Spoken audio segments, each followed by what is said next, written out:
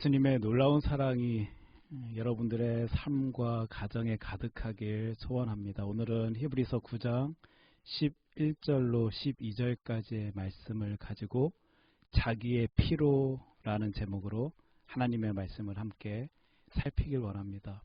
하나님의 독생자 예수 그리스도께서 이 땅에 사람의 몸으로 오셨습니다. 우리는 말씀을 통하여 예수님께서 이곳에 오신 이유에 대해 살필 수 있습니다. 11절 말씀입니다. 그리스도께서는 장래 좋은 일의 대제사장으로 오사. 말씀을 살피니 예수님께서 이 땅에 오신 이유는 대제사장으로서의 역할을 감당하시기 위하여 오셨음을 우리 알 수 있습니다. 대제사장의 역할이 무엇입니까? 성경 여러 곳에서 대제사장의 역할 살필 수 있겠지만 같은 히브리서 5장 1절에서도 그 내용이 나옵니다. 하나님께 속한 일에 사람을 위하여 예물과 속죄하는 제사를 드리게 하나니. 우선 대제사장은 하나님께 속한 일을 합니다. 또한 사람들을 위하여 예물과 속죄하는 제사를 드리는 일을 하지요. 사람들을 위한 일을 하는 것입니다. 바로 예수님께서 이 일, 하나님께 속한 일이며 사람들을 위한 일을 하시기 위하여 이 땅에 오신 것이에요. 왜 이 일이 필요했습니까? 우리 잘 알듯이 바로 우리 인간들의 죄 때문이었습니다. 하나님으로부터 점점 멀어져만 가던 우리 인간들의 죄악은 하나님의 마음을 아프게 만들었습니다.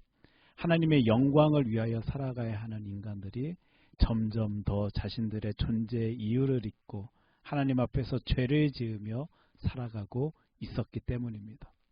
바로 이 문제의 해결을 위하여 예수님께서 이 땅에 오시지요. 대제사장으로 오셨습니다.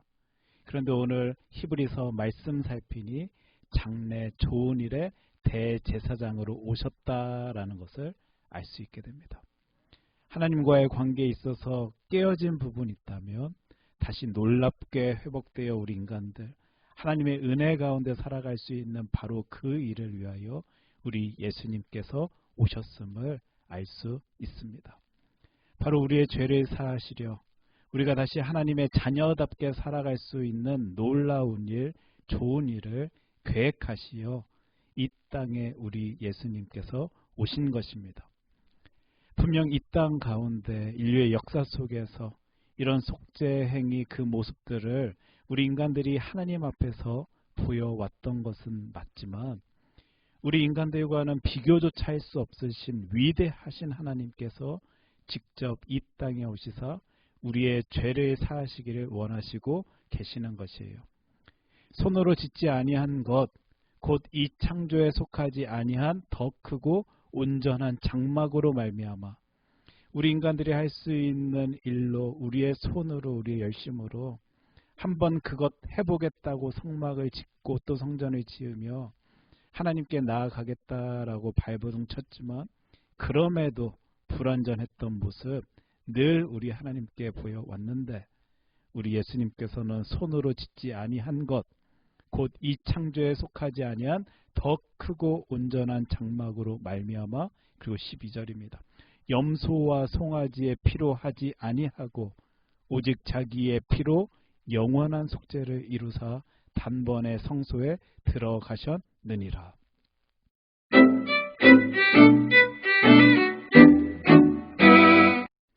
우리 인간들은 하나님께 나와 우리의 죄를 사하여 달라고 염소나 송아지 그 동물들의 피를 사용하여 왔지만 우리 예수님께서는 그 어떤 다른 것들의 피를 사용하신 것 아니라 자신의 피로 오직 자기의 피로 그 영원한 죄의 용서를 이루시는 하나님과 인간들의 화평을 이루시는 역사를 이 땅에서 펼치신 것입니다.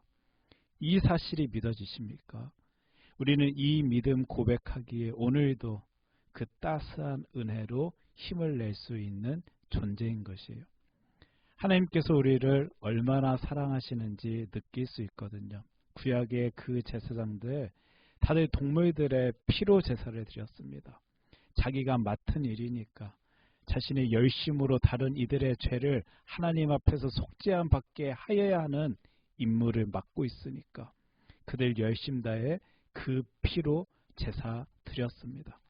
하지만 그들 그렇게 열심 낸 것은 맞지만 다른 것들의 피였어요. 자신의 피가 아니었습니다. 자신을 희생해서 자신을 없애면서까지 다른 이들을 위한 것 아니라 다른 이들의 것 가지고 다른 동물의 피를 가지고 하나님께 속한 또 사람을 위한 일을 한 것입니다. 하지만 예수님께서는 자기의 피로 그 일을 이루셔요. 장래의 좋은 일을 위하여 죄로 말미암아 하나님으로부터 멀어진 인간들, 자신의 존재의 이유를 잊고 제 멋대로 살아가 하나님의 영광을 위한 삶이 아닌 자신의 영광을 위하여 에너지를 사용하고 있는 우리가 다시 하나님 바라볼 수 있도록, 하나님 의지할 수 있도록 놀라운 회복을 일으키십니다. 그것도 능력의 모습으로 단번에 이루시지요. 예수 그리스도께서 자신의 그 놀라운 사랑을 우리들에게 보여주실 때, 자신의 목숨까지 버려가며 우리들을 위하여 십자가에 달리실 때 이 놀라운 죄 용서의 사건이 벌어지게 되는 것입니다. 언제요? 우리가 나의 죄 때문에 이 땅에 오셔서 나의 죄를 사하시기 위하여 십자가에 달려 죽으시고 능력의 모습으로 사흘 만에 부활하신 예수 그리스도를 믿음으로 고백할 때 이 놀라운 일이 벌어지게 되는 것입니다. 이 선물 우리에게 주시고 싶으셔서 이 엄청난 은혜를 우리가 누릴 수 있기를 바라셔서 아프셨을 텐데, 인간의 몸으로 이 땅에 오셨기에 그 고통 다 감당하셔야 하셨을 텐데, 그럼에도 나 때문에, 우리 때문에 십자가에 달려 죽으신 분이 우리 예수님이십니다. 하나님께 속한 일을 하며 또 인간들을 위한 일을 하실 때 자신을 전적으로 희생한 예수님의 놀라운 사랑, 바로 그 사랑이 있었기에 우리는 믿음으로 말미암은 속죄함 속에서도 하나님과 동행할 수 있게 된 것입니다. 그래서 우리 기독교는 늘 사랑을 이야기합니다.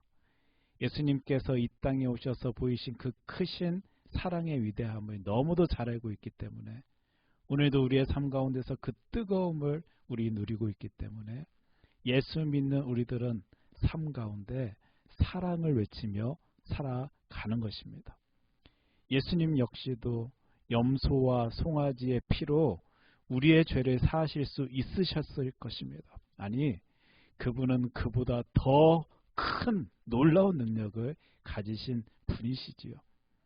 우리가 믿고 의지하는 하나님은요, 말씀으로 세상을 창조하신 분이신데요. 그럼에도 자신의 삶으로 그 놀라운 사랑을 보여주신 예수님의 마음을 우리 분명 이해할 수 있어야 할 것입니다.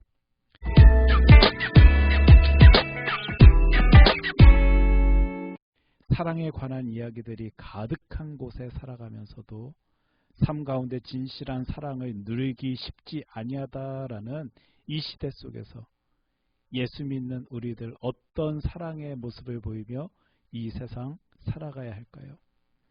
예수님은 자신의 피로 우리들에게 사랑을 보여주십니다. 자신의 희생으로 우리를 향한 당신의 뜨거운 사랑을 보여주시더라고요.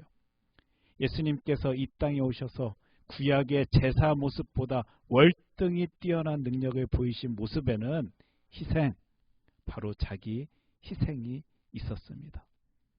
이 시대 속에 열심히 사랑을 외치지만 나의 희생을 두려워하고 있는 우리들의 모습 보인다면 우리 예수님의 모습 다시 살필 수 있어야 할 것입니다. 기도하겠습니다.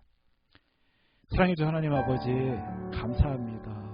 하나님의 말씀 통하여 나를 오늘도 사랑한다라고 말씀하여 주시는 나의 예수님에 대해 바라볼 수 있도록 하여 주심 감사드립니다. 자신의 것 다 내어 놓으시며 자신의 피로써 우리의 죄를 사하여 주신 예수 그리스도의 놀라운 사랑을 우리의 마음속에, 우리의 삶 가운데 가득 품고 세상 속에 나도 우리도 그 사랑 보이며 살아갈 수 있는 크리스찬 되어질 수 있도록 주 하나님 우리의 모든 삶을 주관하여 주시옵소서. 이 모든 말씀 사랑이 많으신 예수님 이름으로 기도합니다. 아멘.